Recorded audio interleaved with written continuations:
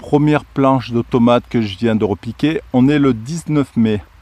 Alors je les ai mis au soir. Ne jamais repiquer un plant de tomate de serre en plein soleil.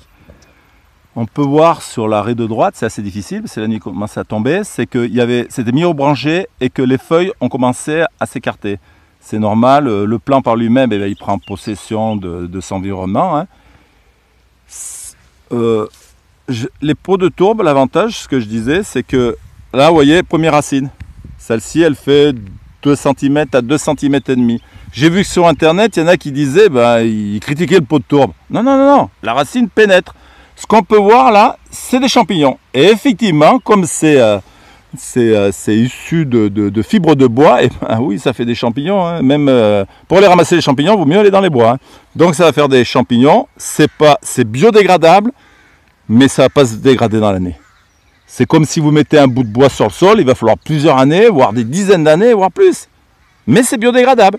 Si vous plantez un pied de tomate dans un pot de plastique, les racines ne pénétreront pas. Alors l'avantage, c'est que ce pied, il doit faire dizaines de centimètres, les premières racines sortent et non pas tourner en rond comme dans un pot de plastique. Parce que le contraire du pot de tourbe, ça s'appelle un bonsaï dans un pot de plastique. C'est que vos racines sont mortes et archi-mortes. Alors le reste de la vidéo, on va voir que, et à la date que j'annoncerai, que les pieds de tomates ont progressé, sont élargis et ont poussé.